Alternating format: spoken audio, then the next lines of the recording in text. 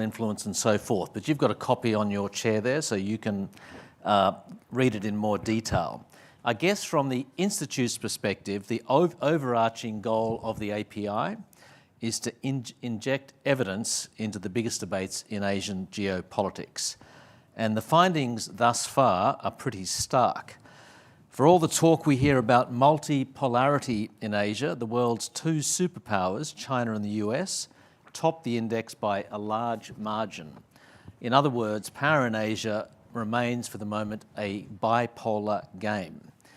Now, these findings obviously don't offer incontestable conclusions. They might be contested on this panel tonight. They only furnish debate. So first to our panel, some brief introductions. To Hugh White on my left, a long-time defence and intelligence analysis, public servant, political staffer, academic, and for a time, journalist, which is when I first met him, working alongside him in the old Parliament House in Canberra for the Sydney Morning Herald. It was only a short episode in a lengthy career, but one to which I attribute his ability to write so clearly.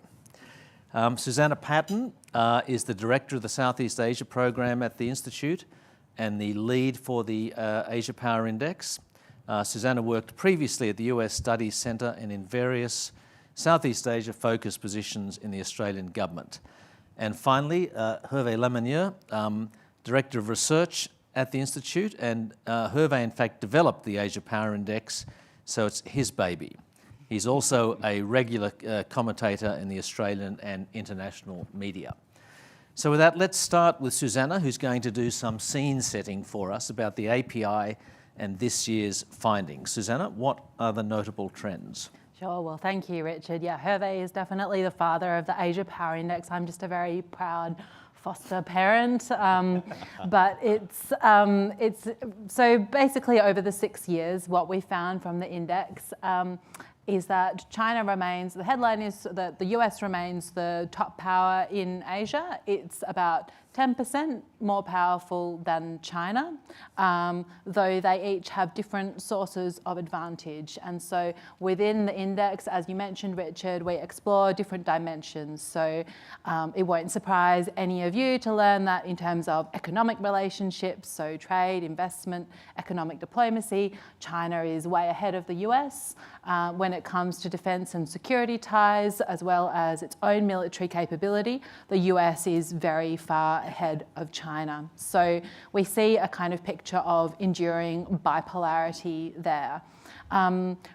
Probably one of the most surprising findings, though, is that the gap between the US and China on one hand and the rest of the region on the other is very large. So India and Japan, the next ranked powers in the index, have only about half the power that China has, which, as you said, does confound the idea that many people hope for of a multipolar Asia. So one of the more interesting findings this year was that India narrowly overtook Japan to become the third ranked power in the index. So that might be something interesting that we can get into the discussion in terms of what's driving that. I think with India, it's always a sort of glass half full versus glass half empty story. It depends on your perspective. Still definitely below the potential that's promised by the resources that it has, but nonetheless undoubtedly becoming a much more active diplomatic player in the region. So there's a lot more to the index than that. We go through 27 countries, but I won't sort of perhaps labour too much on those findings now, because we'll come back to that. So Hervé, you might want to add something on the index itself, but I think in your view, if I'm not wrong, a bipolar world in fact might be a stable world in Asia, which is, I guess, also runs against mainstream views. Could you elaborate on that using the index? Yeah, sure. Thanks, Richard, and Susannah as well for taking such good care. Actually, we've gone from strength to strength and largely down to Susannah's efforts and ability to communicate so clearly the findings. And I just want to differentiate at the outset between the Asia Power Index and the arguments that I'm about to advance, which is an argument that Susannah and I wrote for Foreign Affairs, because you can interpret the results differently. And in some ways, what the Asia Power Index does is a snapshot in time, right? So it captures the distribution of power as it stands today it doesn't necessarily, it's not a predictive assessment, and it doesn't necessarily predict the future. But one normative argument that we're pushing is not only that Asia is bipolar, and that duopoly seems to be enduring, at least over the course of the last 6 years, but that it is desirable. And that is perhaps a little bit more contentious. And the first thing I'd say is we crave certainty. Psychologically, it's human nature to want binary outcomes, to sort of think about US-China competition as naturally resulting in one or the other prevailing. And I think what's more likely to be the case is a long in-between, in which neither the US nor China can claim uncontested primacy in Asia. Now, why is that a good thing? Well, I think bipolarity, the stability that bipolarity brings about is underappreciated in at least 3 ways. The first is that the balance between China and the US creates a very big disincentive for competition to spill over into outright war, right? So Asia has no shortage of flashpoints. We can look to Taiwan, we could look to the Korean Peninsula, we could look to the South China Sea. I guess the bigger question for me is why have those flashpoints not resulted yet in a global war? At a time when we're seeing... Or a regional war. Well, I think a regional war involving US and China would be a global war. Yeah. And at a time when we've seen war basically in Europe, we've seen the conflict in Gaza escalate into a wider Middle East war, why is it not happening in Asia? And I think there is something about the balance of power and the disincentives that creates. And that's not to deny China's salami slicing or its gray zone tactics. It's doing what it can short of war to try to create a strategically advantageous position relative to the US. It's testing US resolve, but it's so far at least not wanted to test US resolve in terms of outright war. Secondly, and that does bring about a relative stability or a relative peace, and by relative I mean in comparison to what's going on in the Middle East and in Europe today. Secondly, Asia has 2 poles but no strong blocks. And that's a very important distinction, because when people think about poles, they think about the Cold War, they think about a bifurcated system or a walled division between blocks. I think it's certainly the case, if you look at Europe nowadays, that Western Europe is wholly bifurcated, not just militarily, but also economically, from Russia since the invasion of Ukraine. It is not the case in Asia. Most countries insist that they will not choose between the US and China. Most countries are swimming between these 2 poles, and that also has a stabilizing effect. And even to the extent that there are countries who have made a categorical choice, and I think Australia has in terms of its US alliance. If you look at just how fluid our economic relationship is with China, there is a lot of ballast there as well. The tail can sometimes wag the dog, and I think this is exactly the game that Singapore and Vietnam are playing in terms of their active hedging. And that can condition and influence great power behavior as well. We can debate the extent to that, but there is still a degree of asymmetric multipolarity. I'm sorry, Susannah. Sorry, Richard, for using that term. I told him not to use that phrase. They hate it, but I think regional context matters. Finally, I think the third point is let's consider the alternatives, right? The alternative is a world in which America retrenches. Is that a more stable region? I don't think so. It certainly leaves China much more dominant, the dominant player, but it's not a recipe for a stable Sino-centric region. I think it's just as likely that South Korea, perhaps even Japan or Australia would go nuclear in such a scenario. A nuclear arms race is not a recipe for stability. And the alternative on the other side is that the US makes a pronounced effort to reclaim primacy, because we can go into that later as well. We think the US has already effectively lost primacy since at least 2018. Yeah, I don't think we want to do the primacy debate tonight. Exactly. But I think most countries... Is it? Yeah. Oh, right. Yeah. Most countries in this region would consider that to be dangerously revisionist. Right. So thanks, Hervé. Hugh, I guess your writing, to put it mildly, leans heavily into the unipolar world, the emerging one, China wins, as it were. Set those views against the index, but also, I guess, the sort of changes we see in the world these days, particularly in the Chinese economy, even without thinking about peak China, we may be getting to plateau China for all manner of reasons. So I think at the core of your arguments in the past has been that the Chinese economy is going to dwarf the US economy.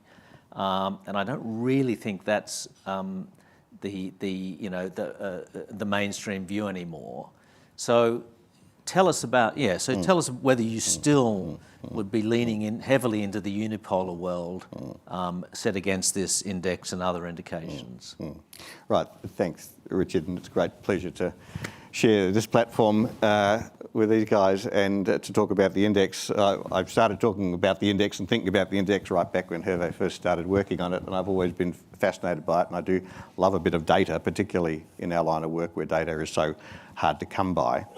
And so it's a great pleasure to be involved in this conversation. And I think the results of this year's iteration of the index are very interesting, and they show some very interesting things. And I think the conclusions that these guys have drawn in their Foreign Affairs article, which if you haven't read it, I do very strongly recommend to you, are extremely interesting. Having said that, I'm not as optimistic as they are. I do very much agree with the conclusion they've drawn from the data, which is that Asia today is bipolar, and I just make the point, East Asia today is bipolar, East Asia and the Western Pacific, because it is US and China and daylight, and that is a very important conclusion, because amongst other things, those who are optimistic that the United States can preserve primacy or leadership, Peter Varghese has got a very interesting article in which he attempts to separate those two. Very interesting argument, which I don't think works. But those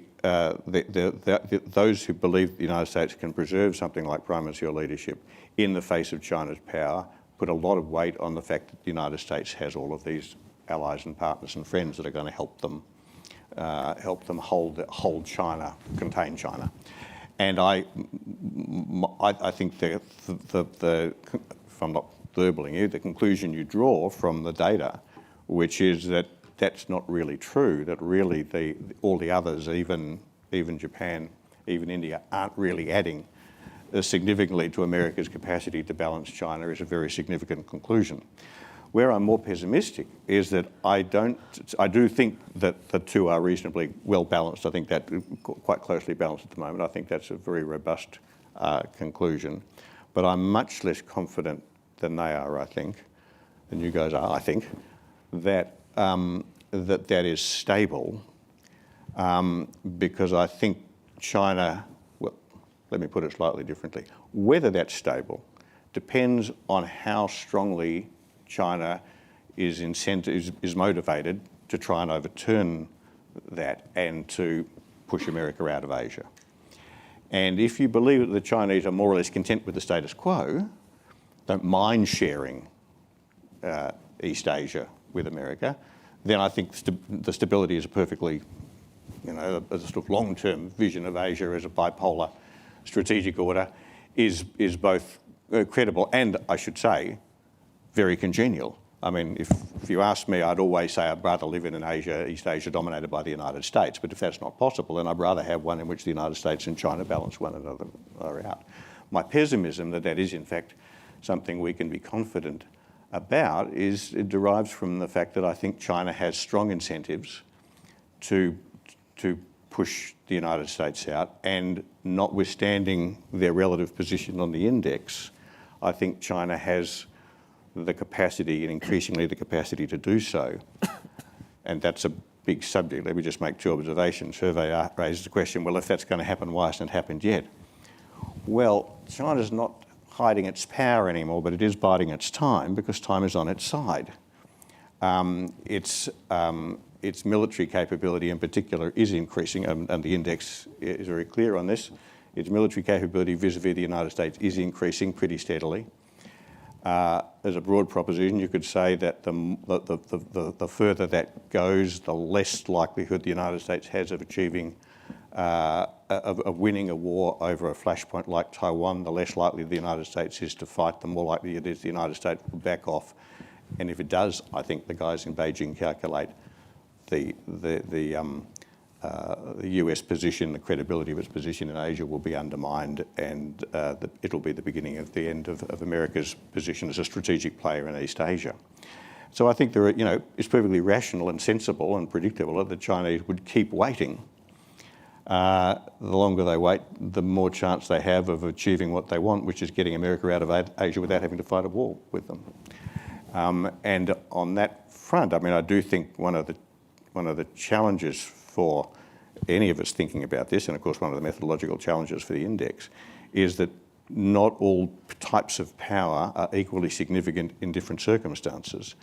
And I do think the risk of sounding a little bit Thucydidean about this, where great powers are in epic, titanic contests over their respective roles and leadership positions in a great strategic system like East Asia, then I think military power is the most important one. And I think on military power, the trends are most clearly against China. Just to pick up on Richard's point about the economy. Actually, it's never been my argument, Richard, that China is necessarily going to overtake the United States and leave it eating China's dust economically. It's simply been my argument that China's economy, when I started making the argument 15 years ago, China's economy had already reached the point where it had the economic weight to impose sufficient strategic costs on America to make the cost to America of preserving its position in East Asia in the face of China's challenge more costly than it was worth America's while to do. So I think my argument is that even if China did flatline, and even if it remains significantly weaker than the United States economically, it will be strong enough. Big enough. It's worth bearing in mind that probably certainly by 2010, China's economy was already way bigger relative to America's than the Soviet Union's had ever been. Yeah. And now, of course, the Soviet Union was spending 20% of GDP on defence, and the Chinese are spending 2.5 or 3% of GDP on defence. But the fact is that China has, even with an economy that's weaker than America's, China has a lot of resources to put a lot of pressure, to impose a lot of costs on America, and to require the United States to push back effectively. And to me, we might get onto this later, but to me the most interesting thing about what's happened out of Washington over the last 4 years is that nothing has happened militarily. The United States military position in East Asia is not materially stronger now than it was in 2017 or when Obama announced the pivot. Okay, well, I won't nitpick on that. We've got too much to cover. I want to first get away from the bipolar aspect because obviously there's other interesting things in the index and the broader geostrategic landscape. So, Susannah, talk about some of the other players. India, for example, Japan, the roles they play in the region, and their prospects. Well, Japan is, I think, India, the big headline this year was about India overtaking Japan, but probably the even more interesting finding might be about Japan itself, because what we found in this year's index was that even though Japan is in relative decline in terms of its overall power, it is changing to become a much more active player in terms of defence and security, and that's not so much in terms of its own military capability, but in terms of its alliance with the United States, where we've tracked a huge ramp up in US-Japan activity over the last couple of years, as well as Japan becoming much more active as a provider of regional security to other countries, so most notably the Philippines. So that's I think, an important trend, but the kind of counterpoint to that, which I think might surprise a lot of people, is just how fast Japan's economic influence in the region is waning. So when the index was first published in 2018, at that time Japan had about 60% of China's economic influence in terms of its trade and investment and economic diplomacy with other countries in Asia. That's now down to about 30%. So even though Japan is still active in trading and investing, it's just become relatively less influential. So I think that's something that has to figure into our considerations when we're thinking about Japan's ability to be a kind of a leading country in this balance against China. And then India, which you mentioned, India, it was very interesting in the response to the publication of the index this year, because it got huge traction in India, which was really led by the Indian government promoting this finding as confirming that Modi's visionary leadership is, there wasn't yielding Mr. Modi results. himself tweeted. He didn't, but certainly many other people did. So I think what that really showed to me, though, was that there is still this gap between the hype and the reality. And one thing that none of the coverage in India really, I think, grappled with is that gap in capabilities between China and India. So they were all very much focused on the trajectory, but not on just how far India has to travel. So maybe one other country that might just be interesting to mention in this context as well is Indonesia, because Indonesia is the most improved country in our index over the last 6 years. And it's not due to any one single factor, although if it was due to any one, it would be in terms of Indonesia becoming very much more diplomatically active. So it is definitely increasing its international relevance in terms of just its economic engagement, many other things. But it's still pretty hard to, I think, we all know that Indonesia is going to be a more important country, but it's hard to really put your finger on how or what type of role it's going to play. I think that's still quite ambiguous. So that does, I think this is not necessarily a super encouraging perspective for Australia, but I think it's one that's important for us to really grapple with when we're thinking about our region and how we are going to constrain China's power, and it has implications for US strategy as well. Yeah, so by the way, I should have said we'll leave the last 10-15 minutes for questions from the audience, so we'll get to that. But Hervé, I mean, it's not a question just if you are powerful, you have to want to be a powerful country. And India and Indonesia are very interesting in that respect. And India and China are interesting in that respect because they're kind of competing to be the leader, quote unquote, of the global south, so-called global south, whatever that means. So what's your perspective on the other players? I think the ecosystem matters to understanding US and China competition. We can be too reductionist in our approach to analyzing US-China balance of power. So Japan is much reduced. India's not there yet. Neither is Indonesia. Nevertheless, and maybe Susannah wants to come to this as well. Japan has changed in its profile. It's not just a diminished power, it's actually a sort of pivoted. Less of an economic and cultural powerhouse, but much more assertive in terms of its defense diplomacy, and not simply in terms of deepening its ties with the United States, but also as a regional security provider in Southeast Asia. And that speaks to a paradox, just to get back to Hugh White's point, because as China's power rises, the demand for the US also grows.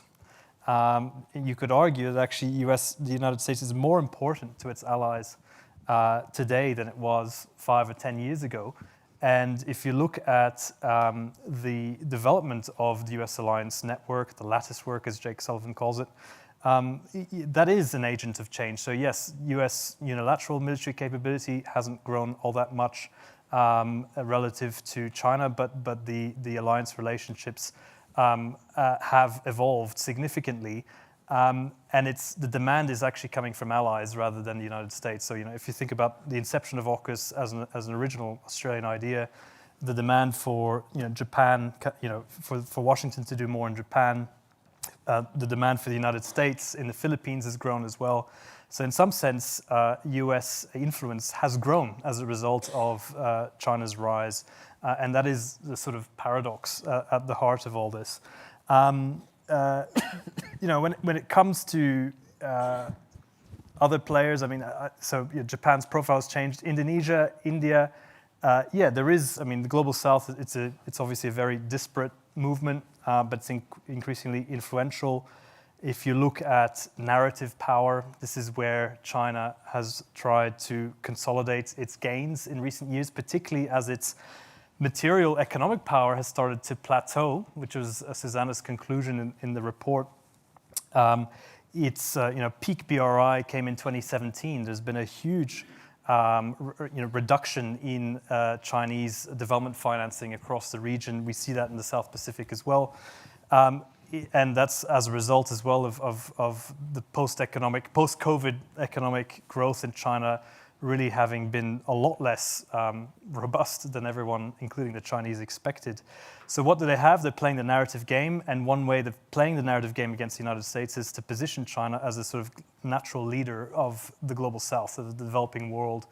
But there are others who are also vying for leadership, or at least to be a voice for the global South. Indonesia is one, and it's interesting to me, and I think it is a deliberate move, that Indonesia, unlike Malaysia, has not signed up to the BRICS, for example, has not bought on to this whole agenda of de-dollarization, is suspicious of the sort of Russia-China agenda within the BRICS. India sees itself as very much its own pole. Of course, it's quite diplomatically promiscuous, and is part of the Quad, also part of the BRICS. But is actually vying outright for leadership and legitimacy with China for the global South, and did an excellent job at the time when they were hosting the G20 last year at trying to build bridges between the industrialized West and some of the needs and priorities set by the global South. So it's not an uncontested space, and it's not simply a binary competition between the US and China, certainly not in a narrative war that we see take place in Asia and globally. So Hugh, where do you see India fitting in? For example, India's gone through various iterations of its Asia policy. They had Look East, then they had Act East, then we had the Russian invasion of Ukraine, and that sort of had a big impact on Indian policy as well, and the way people viewed India. How do you see their role and power unfolding? Look, I think that the two critical things about India from my perspective is, the first is that India does see itself, and I think rightly, as a great power, capital G, capital P, and a great power in its own region. And so I think one of the mistakes we have made, and not just us, but the US and others have made over recent years, has been to see India primarily as a potential supporter of the United States against China. Whereas I think the correct way to see India is as a great power in its own right, which will seek its own sphere of influence. One of the reasons why earlier I made the point about China becoming, and the United States contesting in East Asia and the Western Pacific, is because I don't buy the Indo-Pacific idea that all of that territory from India through to Los Angeles is one strategic system. Fading a bit that. I think there is a line that runs, roughly speaking, from Myanmar down to New Zealand, which divides what is a very natural, at least from Beijing's perspective, China's sphere of influence, and a very natural, from New Delhi's perspective, Indian sphere of influence. And I do think that India's primary strategic objective vis-a-vis China is not to support the United States in trying to prevent China becoming the dominant power north and east of that line, but in preventing China intruding into India's role as the dominant power south and west of that line.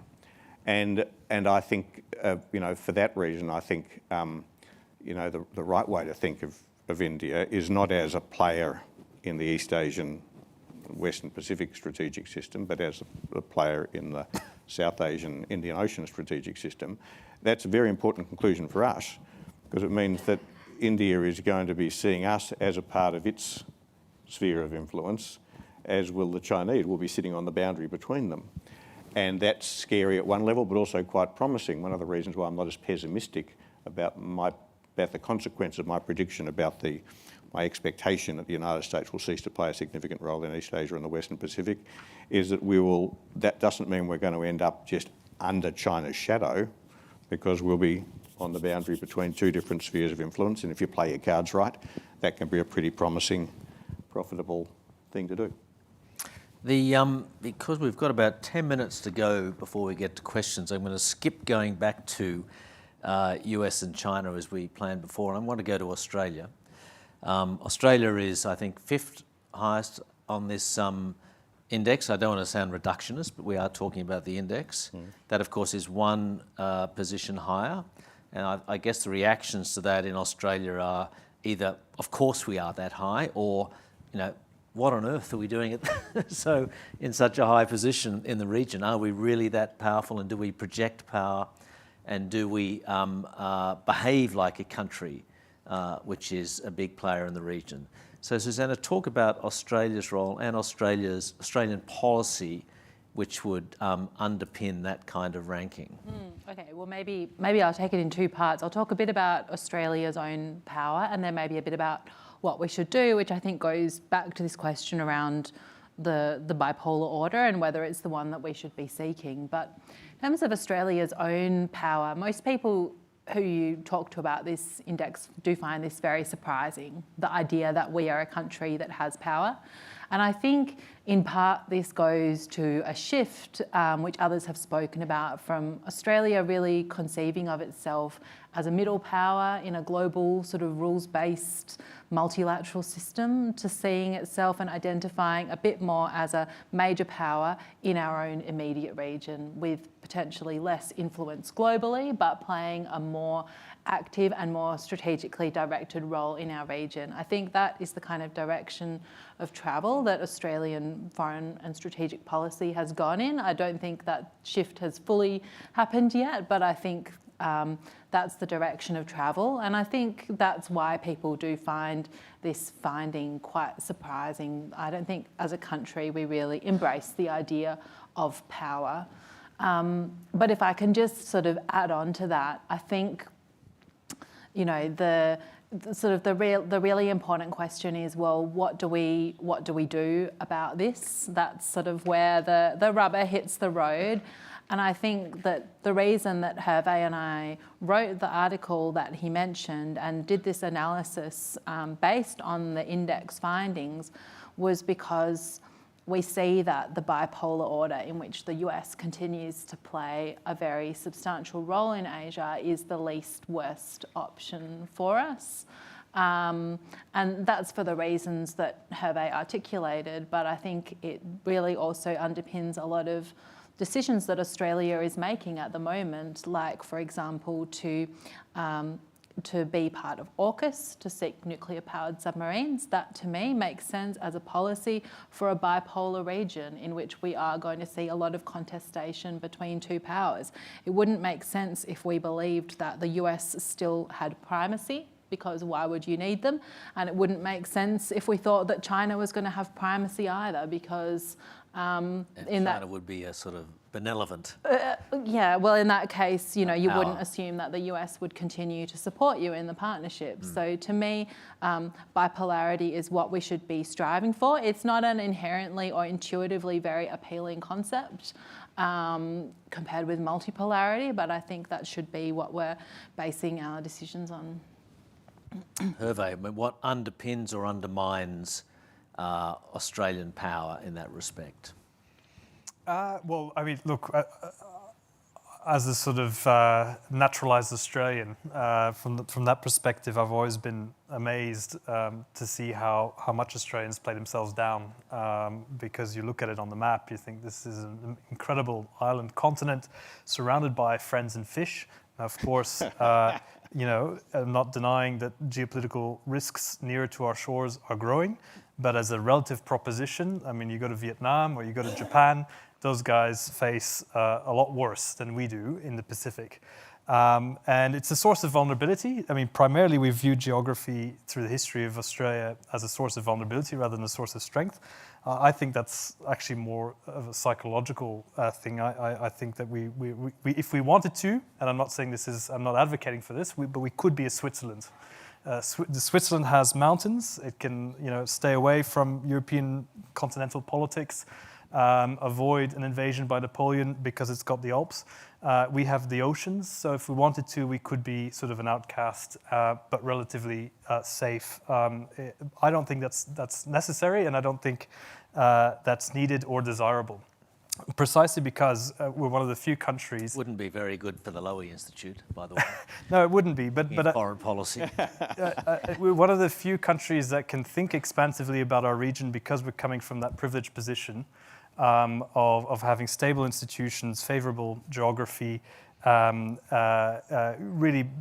healthy demographics, per capita income that can sustain investment in military capability.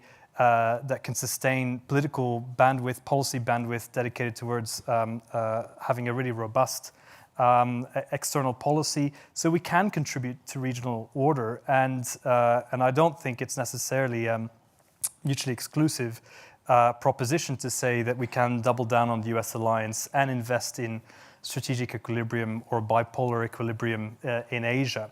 You can square the circle. Now, maybe I'm, wanting to have my cake and eat it, but I do think there is more going for us than we're willing to often give ourselves credit for. Hugh, would you rank Australia, or do you rank Australia as a powerful country in that respect? Well, I'll have to sign myself up to being one of those that Susannah mentioned who looked at Australia as number 5 and thought, really?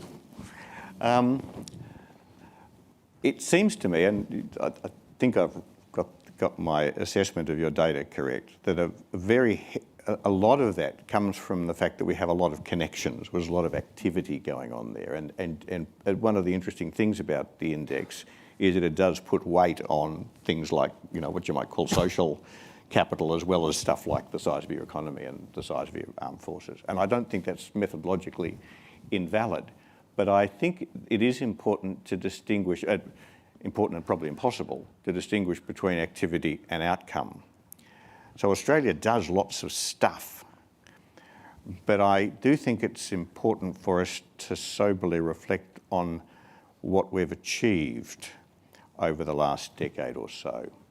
Now, this is not a comprehensive list, but if one scrolls back through the 80s and 90s and remembers, APEC and our contribution to the establishment of the ARF as a significant regional security institution, the Cairns Group, the Chemical Weapons Convention, the Comprehensive Test Ban Treaty. This wouldn't have been when you were advising government. Well, as it happens, yeah, but that's just the Antarctic Treaty, the Cambodian settlement, etc. Yep. There was, I'm going to allow myself to say, an era in which it made sense for Australia to regard itself, in Kevin Rudd's phrase, as a champion of activist middle power diplomacy. Now, I'm open to a show of hands, but I don't think we have that kind of, and this is a bipartisan point, I'm not making a point about one side of politics or the other. Across the board, I don't think we've talked to lots of people, lots of meetings, lots of jet fuel. But in terms of actual things we've achieved, I'm not so persuaded. And I do think if one wants to, as I say, I can't imagine a methodology in which you could embody that in the index. So it's not a criticism of the index, but I do think I don't think number 5 represents our real weight. And for example, we come in above Singapore, and I suspect that Singapore actually is a much more influential country than we are. I suspect, not because of all the things they join or whatever, but just because when the Singaporean Prime Minister turns up in Washington, they really expect him to say something interesting. Whereas I'm not so sure the same is true of us. Okay, interesting. So we're going to take questions now. We've got a microphone, I think. I should say questions, not statements, please. Can we also please identify yourself? And equally from the panel, we've got about 10, 15 minutes left, succinct answers. Rick Smith, down the front. Here, down, right down the front. Thanks, Rachel. Yeah, Rick Smith, a retired public servant of this parish. A theoretical question. if you were to aggregate ASEAN, the countries thereof in ASEAN, where would you place them on your power index, actually and potentially? Very good question. Who wants to have a go? I can Yeah. take that. If we were to aggregate them, then they would have a pretty high score, but we don't aggregate simply because we already take into account the partnerships that countries have. So ASEAN countries already score much higher than they would if they weren't part of ASEAN, and we can see that when we compare the sort of the small middle powers in Southeast Asia versus in South Asia. There's a huge boost that they get from being part of ASEAN already. It gives them lift, it gives them connections that they just wouldn't otherwise have. And precisely because of what Hervé mentioned about this not being a region of blocks, that's why we don't kind of engage in that aggregation, because people also ask us, well, what if you put all the Quad countries together? That would look pretty good, right? And it would, but that's not really how countries operate at the end of the day. Mike Pizzullo down the front. Thank you, Mike Pizzullo, also of the parish and also retired as well. Could I test the methodological presumption, and probably was not as pertinent 6 or 7 years ago when you started, but becoming more pertinent now. Each of the three of you made the point that China and the US separately, but also in terms of their bipolarity, operate also at the global level. So when you look at things, and you might make an argument about Japan and India potentially, but let's just put them to one side and everyone else falls away. So if you overlay global power and you pick up things like America's economic power, it's the intractability, it seems, of the attempts to, push them off, to push the dollar away, for instance. They just keep rebounding. No one's buying anyone else's currencies, for instance. If you start to factor those, what I'd call global power dynamics, just for those two, whether it's then focused into Asia-Pacific, and I agree with Hugh that for the purposes of tonight, let's talk about Asia-Pacific rather than Indo-Pacific. And then you start to overlay that, and I don't know how you can do that in a mathematical or quantitative way. Doesn't that also then start to affect the question of power? And then just to very quickly conclude, so you look at the work done by Farrell and Newman, for instance, in their terrific book Underground Empire, the amount of intangible financial economic power that the Americans could bring to bear if they chose to, it's almost not factored into this model. How do you bring that into the model? Who wants to answer that? Hervé or Susannah? I think either of us can. Go for Yeah. it, Susannah. Well, we do factor it in the sense that we look at the economic capability, which is in a sense global, because it looks not just at the size of the economy, but also we look at technological sophistication and international leverage. And international leverage would cover many of the factors that you mentioned that are very much to the US advantage. So the strength of the US dollar, the US dominance of international financial institutions is really captured in there. And that is something that is global, but that affects their sources of influence in Asia. Yeah, so I think, yes, our assessment of capabilities is sort of global. And another critique we often get is that we're not splicing military capability and only looking at US Indo-Pacific military posture. And the idea behind that, and you can contest that, is that in the event of a war, which presumably a war with China, which presumably would be a global war, the US would pivot a substantial amount of its capabilities, which are globally dispersed, to the Asia or Indo-Pacific theater. So you can't discount it either. There is in terms of our influence measures, though, that is primarily, that's got a geographic definition. It's geographically bound. And I suppose underpinning that is an assumption which you, Mike, might disagree with, which is that when it comes to assessments of power politics, regional dynamics still count for more than the spillover between them. In other words, there is no doubt that there is spillover between, let's say, the Euro-Atlantic and the Indo-Pacific. You only need to go to South Korea and realize that both sides of the Korean Peninsula are now involved in sustaining opposite ends of the Ukraine war. But by and large, every major theater has its own unique dynamic. I think that, for example, if you go to the Middle East, that's the truest expression we have of multipolarity. And it's not very nice. It's quite messy. By that I mean there has been a US withdrawal of sorts, but no one regional player reigns supreme. In fact, you have, the Iranians, you've got the Saudis, you've got the Israelis, you've got the Turks, you've got the Chinese, you've got the Russians, all playing for an upper hand, and you have quite a destabilizing environment as a result. In Europe, I think that's actually also more multipolar, more cohesively multipolar, in the sense that in the form of the European Union and NATO, with or without the US, there is no way that Russia has the resources to enter into direct conflict with Europe as a continent. Now, they could prevail in Ukraine, but can they pose a hegemonic threat to the continent? I don't think so, or nothing like what China could do in Asia.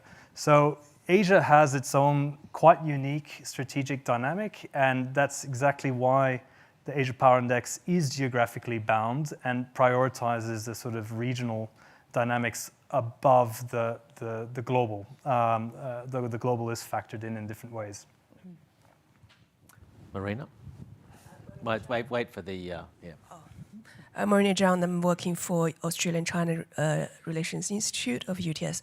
Two quick questions. First, so EU's power as a whole, or any European countries individually not indexed in this report, is that because of their insignificance in Asia, or because you deliberately didn't include them? Second question, so for the defense capabilities, you measure defense networks, because China has a policy that is not to form military alliance. So if you measure China's defense capabilities by absolute power, what the index will change?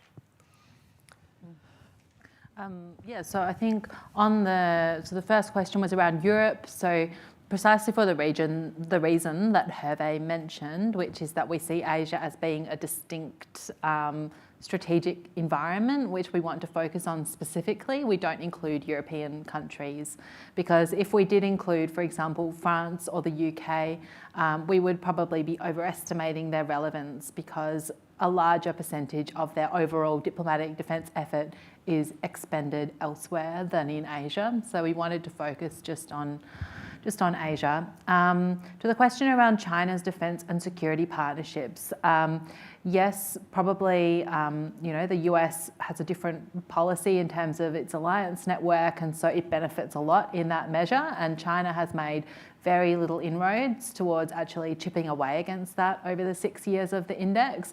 But that's not to say that China doesn't have active defence and security ties with many countries. Might not have the formal alliances, but it's got other things that we do already track. So, for example, senior defence dialogues, combined military exercises, but they are just very clearly still at a much lower level than what the US has.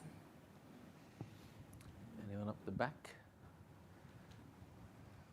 No more questions at all? Anybody got any questions?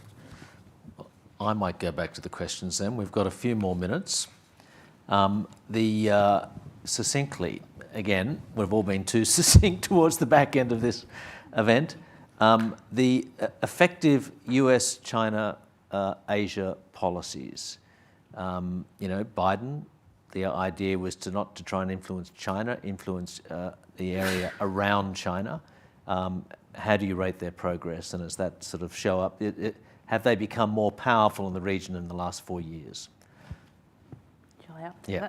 Well, I think... Get everybody to give a few minutes. Yeah, I mean, clearly the Biden administration has had a pretty successful Asia policy if we compare it against previous administrations. The previous, and probably also Obama as well, actually, in terms of what it's managed to do with its defence and security arrangements.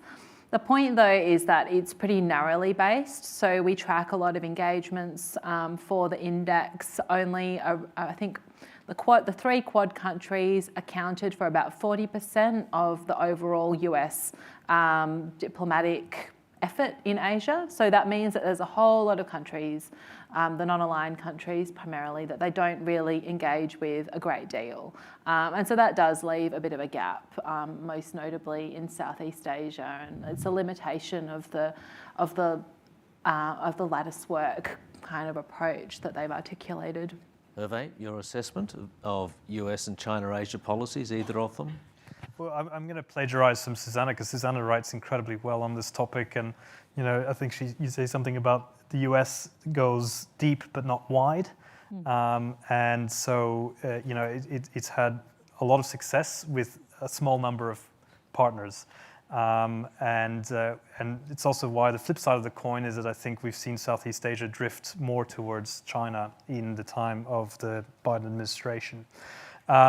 I just want to go back, and if this is my last minute, just to something that Hugh White likes to emphasize, which is a sort of China's home ground advantage, the fact that it has the balance of resolve. Look, the home ground advantage, and this is a point that you make, Richard, often in your writing, plays both ways for and against China, because at the end of the day, China has maritime and territorial disputes with 10 countries in its near abroad. The US has none. The US is still, in some sense, a resident power if you think about its posture in Japan, on the Korean Peninsula, increasingly in Australia, in the Philippines, and elsewhere. That's held for decades, and what it would take. So it's held for decades, and the demand is growing on the part of US allies.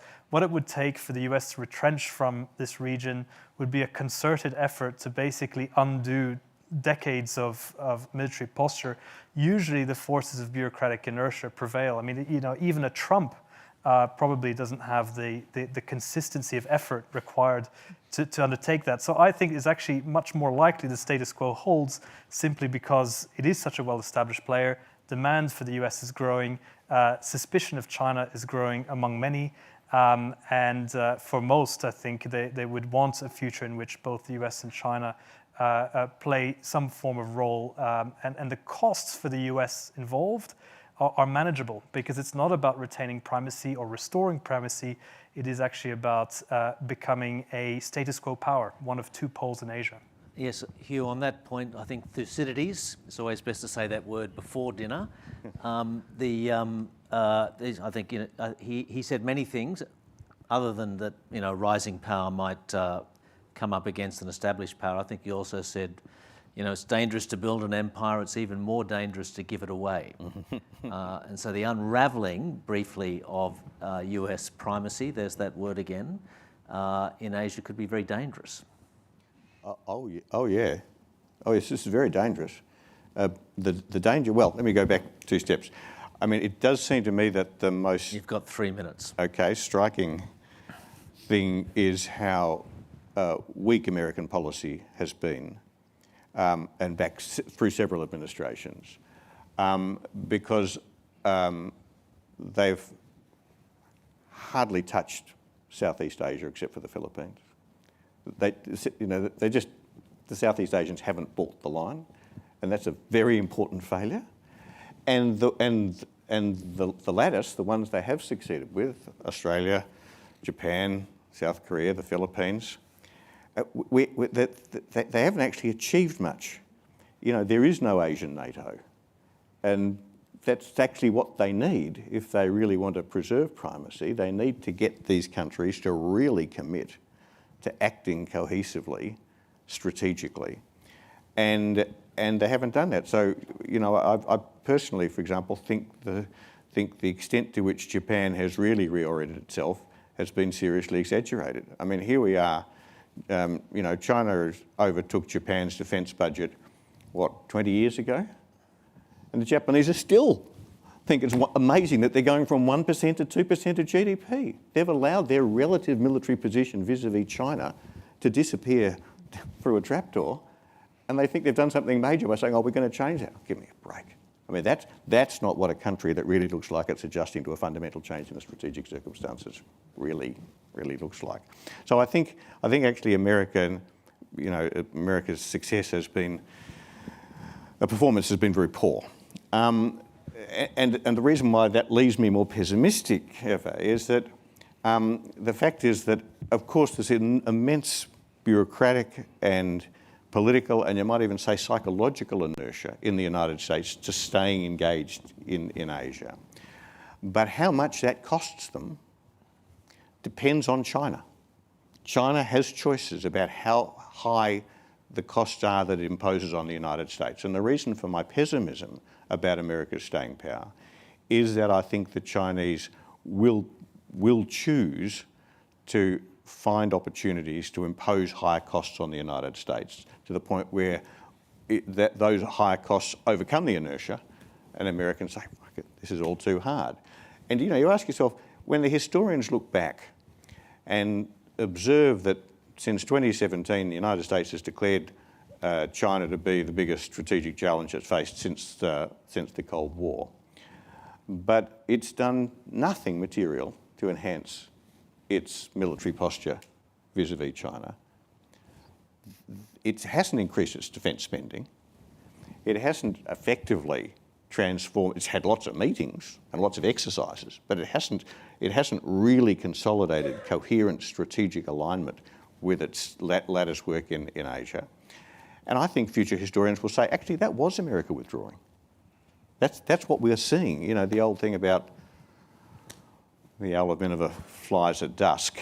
We won't recognise until it's all over that that's what we're watching at the moment. Which is why I don't think on that sunny note, thank you, Susannah, Hervé and Hugh. Thanks for the audience for coming tonight. That's the end of proceedings. Thank you very much.